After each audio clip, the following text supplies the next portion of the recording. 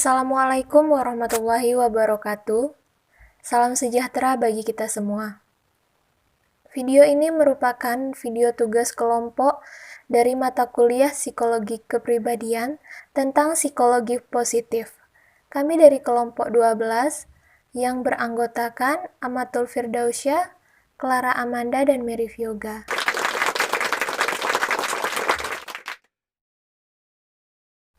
Adapun pokok-pokok pembahasan dalam video ini, pertama, biografi Martin E.P. Seligman, kedua, teori psikologi positif, ketiga, contoh-contoh teori psikologi positif, dan yang keempat, analisis pembentukan perkembangan dan kepribadian.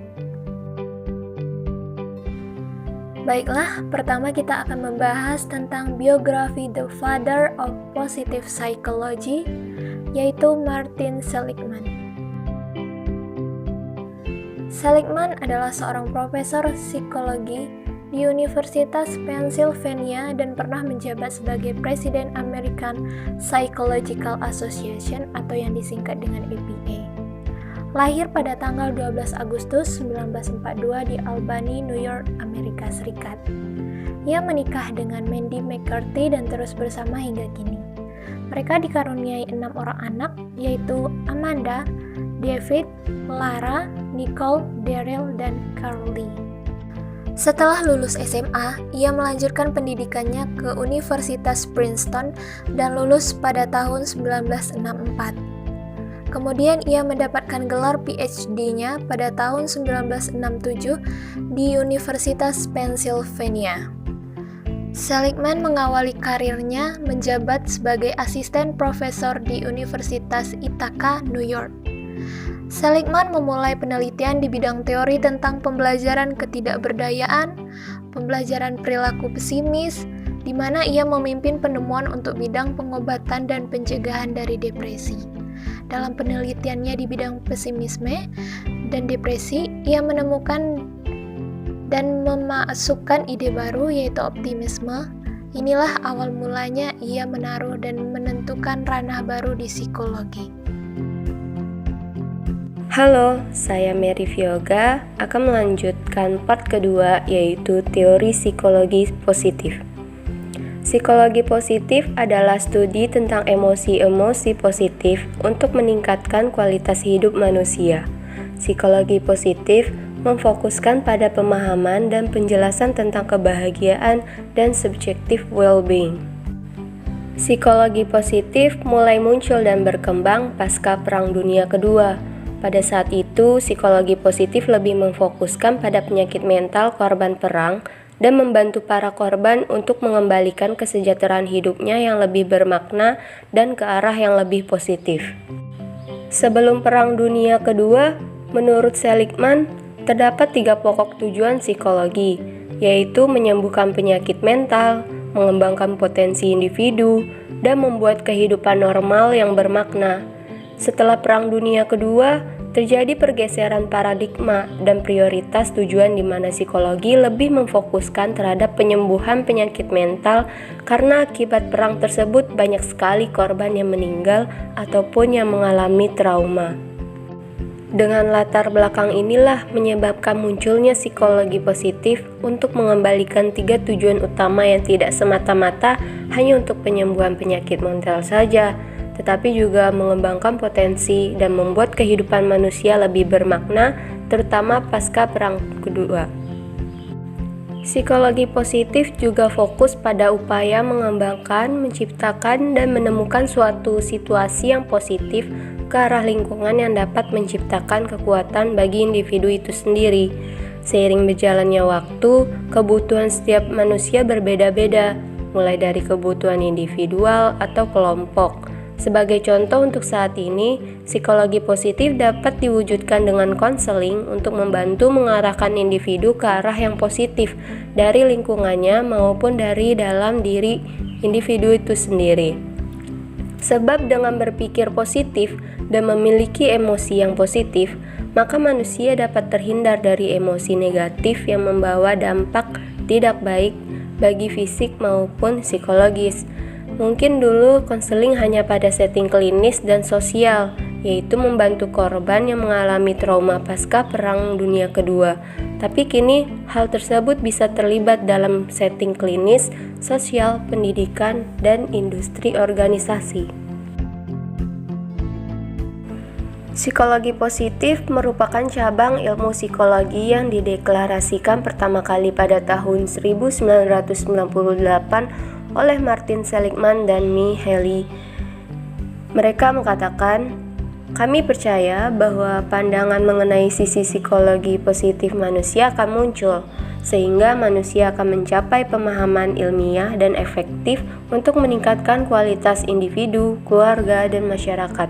Psikologi positif bertujuan untuk menjadikan kehidupan normal lebih bermakna, bukan hanya sekadar mengobati penyakit mental semata.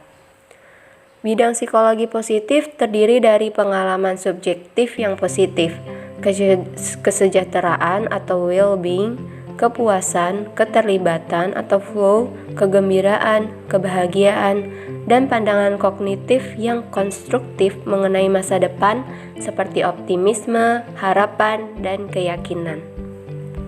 Meskipun demikian, psikologi positif tidak dimaksudkan untuk mengganti atau menghilangkan penderitaan, kelemahan, atau gangguan jiwa, tetapi lebih kepada menambah khasanah atau memperkaya, serta untuk memahami secara ilmiah tentang pengalaman-pengalaman manusia. Peterson dan Seligman 2004 memperkenalkan kekuatan karakter atau character strength sebagai salah satu bidang kajian dalam psikologi positif. Peterson dan Seligman membuat values in action sebagai klasifikasi dari 24 kekuatan karakter yang tersebar dalam 6 kebajikan virtues. Peterson and Seligman 2004. Berikut adalah 24 kekuatan karakter, yaitu creativity, curiosity, judgmental, perspective, bravery, perseverance, zest, honesty, social intelligence, kindness, love, leadership, fairness, teamwork, forgiveness, love of learning, gratitude, spirituality, self-regulation, humility, appreciation of beauty and excellence, prudence, hope, and humor. Selanjutnya yaitu menurut Seligman ada 3 cara untuk bahagia. Yang pertama adalah have a pleasant life atau life of enjoyment. Milikilah hidup yang menyenangkan, dapatkan kenikmatan sebanyak mungkin. Yang kedua, have a good life atau life of engagement. Terlibatlah dalam pekerjaan atau kegiatan yang membuat kita mengalami flow. Yang ketiga, have a meaningful life atau life of contribution. Milikilah semangat melayani, berkontribusi, dan bermanfaat untuk orang lain atau makhluk lain. Halo, saya Amatul Firdausyah Damai akan menjelaskan part 3, yaitu contoh-contoh psikologi positif. Yang pertama, mengakhiri setiap hari dengan mencatat beberapa hal yang berjalan baik di siang hari, menciptakan kebiasaan untuk memperhatikan dan menghargai hal-hal baik yang terjadi. Berlatih secara teratur ini dapat membantu melawan bias alami untuk merenungkan apa yang salah atau khawatir tentang hari esok. Yang kedua, biasakan untuk berterima kasih kepada orang lain atas hal-hal yang mereka lakukan dalam membantu membangun hubungan baik. Yang ketiga, melakukan tindakan baik untuk orang lain. Kegiatan seperti itu akan membantu mereka merasa baik, menjadi teman yang lebih baik untuk Anda, dan membantu mengembangkan jaringan pendukung yang kuat. Yang keempat, memastikan bahwa setiap hari Anda mengambil bagian dalam kegiatan sederhana itu, membuat Anda merasa baik. Yang terakhir yaitu part keempat, analisis pembentukan perkembangan kepribadian. Pembentukan dan perkembangan kepribadian akan sangat dipengaruhi oleh faktor-faktor dan emosi positif yang mempengaruhi kualitas hidup manusia. Dan salah satu alasan paling klise atau umum adalah kebahagiaan.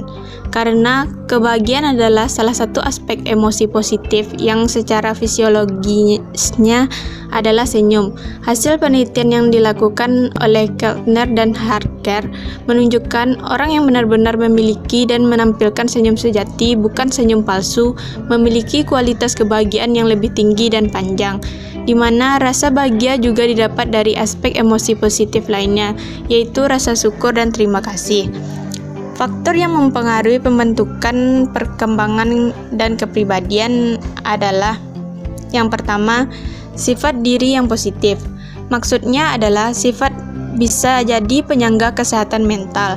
Contohnya, sifat yang positif adalah keberanian, optimis, jujur, tabah, dan kemampuan diri yang kuat dalam menghadapi stres akan mempengaruhi kepribadian seseorang. Yang kedua, intuisi yang positif. Emosi positif hanya akan didapat secara maksimal jika lingkungan manusia berada tersebut memiliki sifat-sifat positif. Intuisi di sini adalah lingkungan seperti keluarga, sekolah, organisasi, masyarakat, tetangga, dan budaya. Perkembangan kepribadian.